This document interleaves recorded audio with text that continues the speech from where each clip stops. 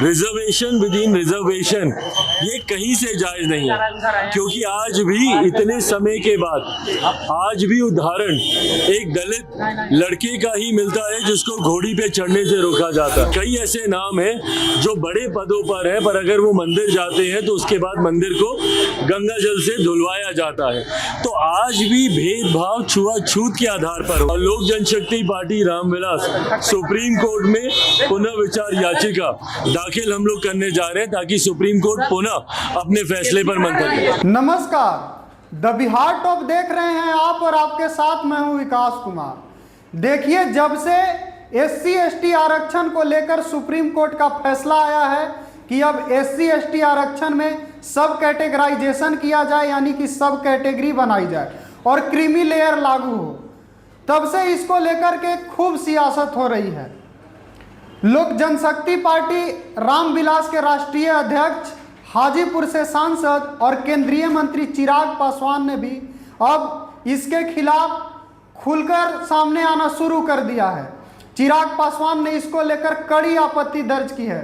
जब पत्रकारों ने उनसे बातचीत किया तो क्या कुछ कह रहे हैं चिराग पासवान, आइए हम सबसे पहले उन्हीं की जुबानी आपको सुनाते हैं। देखिए, इस पे अपनी तरफ से जो ये ऑब्जर्वेशन सुप्रीम कोर्ट के द्वारा आई हैं उस पर हम लोगों की भी असहमति है और इस असहमति को प्रमुखता से हम लोगों ने दर्ज किया है।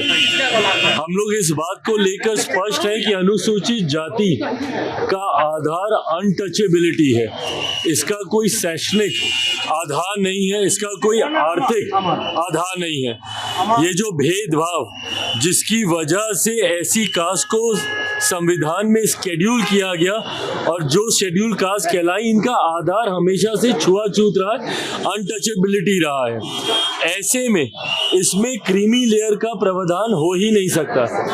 रिजर्वेशन विद इन रिजर्वेशन ये कहीं से जायज नहीं है, क्योंकि आज भी इतने समय के बाद आज भी उदाहरण एक दलित लड़के का ही मिलता है जिसको घोड़ी पे चढ़ने से रोका जाता है, एक दलित परिवार का ही मिलता है जिसको मंदिर में प्रवेश करने से रोका जाता है। कई ऐसे बड़े नाम भी हैं, मैं नाम नहीं लूंगा, बट कई ऐसे नाम हैं जो बड़े पदों पर है, पर अगर वो मंदिर जाते हैं तो उसके बाद मंदिर को गंगा जल से धुलवाया जाता है।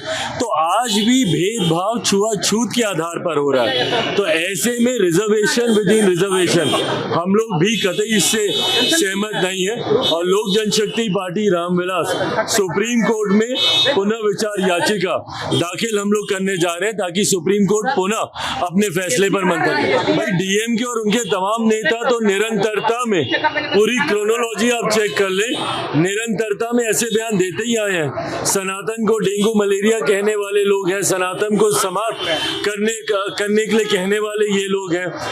अब प्रभु श्री राम के अस्तित्व पे सवाल ये लोग उठा रहे हैं। मेरा सवाल इनके घटक दलों से है ना, जो लोग इनके साथ बैठते हैं।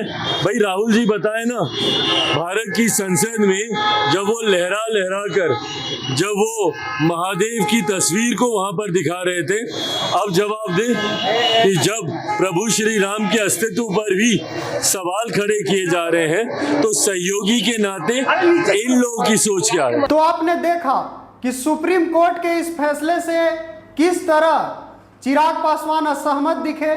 उनका साफ साफ कहना था कि जब संविधान निर्माताओं ने संविधान बनाया तब इस आरक्षण का आधार छुआछूत बनाया था, ना कि शैक्षणिक और कोई आर्थिक आधार था इसका।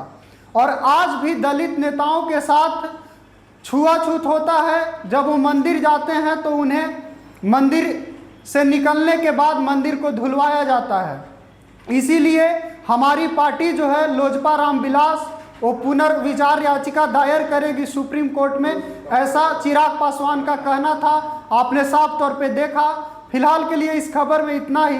देखते रहिए द बिहार टॉप।